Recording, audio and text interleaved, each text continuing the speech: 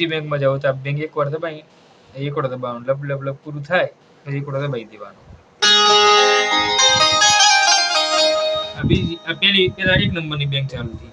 Ready? હવે કે આ ટોન પૂરા થઈ ગયા. બધા એક બેંકમાં 10 ટોન આવે, 0 થી લઈ 9 સુધીના.